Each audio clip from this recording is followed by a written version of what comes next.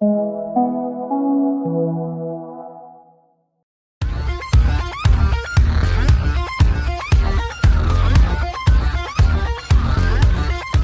right, welcome back. We're going to do one more little segment on Unplugged Gaming, and then we'll talk about how to use online gaming, 360 cameras, and other kinds of virtual reality approaches to produce compelling games. But we're going to start learning to run before we fly.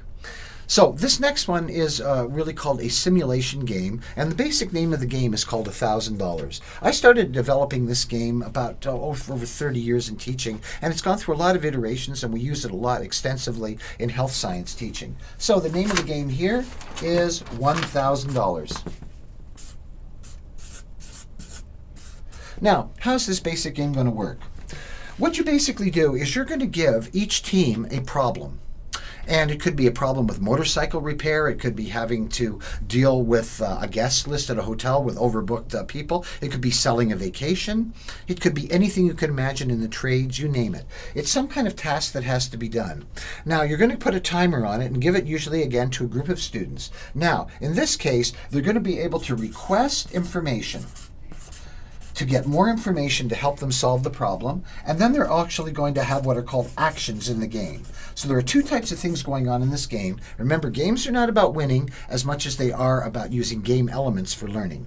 So what we've done here is we've given you the budget for 1,000. So we're going to give you a problem in front of you. Now let's just use a medical problem as a way to walk into this. Let's say that you have a patient that's a 5-year-old child that is coughing and has a high fever. You've got to somehow figure out what's going on with the child, and each group has got a timer going. You've got to kind of solve the case. Here's how it works. Every test that you order costs you $100. So if you want to do a physical examination, that's $100. If you want to do a medical history on the child, that would be another $100. If you want to do a blood test, that would be another $100. You've only got $1,000 in your budget. Not only does each test cost $100, that is each request for information, but everything you do to solve the problem is going to cost $100. So if I request a physical examination, that's $100. If I decide to give her antibiotics, that's going to cost me $100 as well. You can see that now that you have a budget of $1,000, there's only a maximum of 10 information requests you can make and a maximum of 10 actions you can take.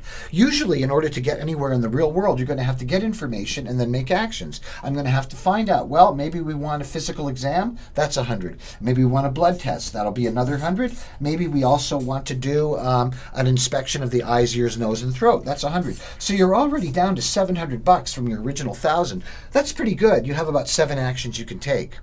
Now, the way you can score this process is you can have teams competing to see who can solve the case. They can't spend any more than $1,000 to solve the problem, so that puts it together. But you can also build it so that people that use the least amount of requests to get the best outcome have you can work out that as a scoring ratio. So, for example, if Team A had to get about 8 pieces of information, 8 different diagnostic tests to solve the case, then they used up 8 of their points. If Group X at the other end of the room tried to solve the case but only asked for 2 pieces of information instead of 8, they only spent $200.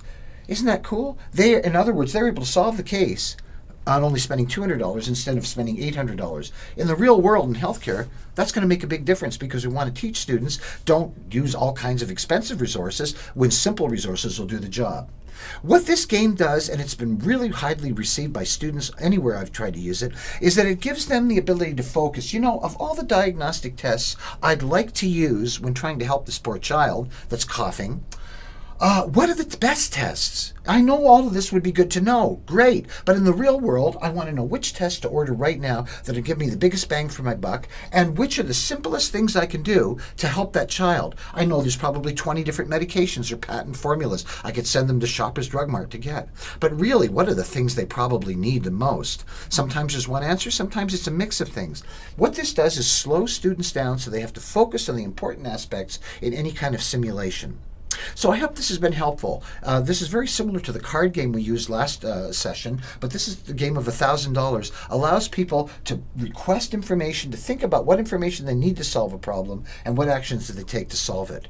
This is great stuff, and your students are going to have a blast doing this. I had my first year medical students sounding exactly like physicians after playing this for about 3 weeks. You'll really be impressed at how quickly they rise to the occasion when they've got something in the real world to think about. We'll see you next time for a little more information on how to introduce unplugged and plugged gaming in your classroom. Center for Teaching and Learning here at Humber College. We'll see you next time.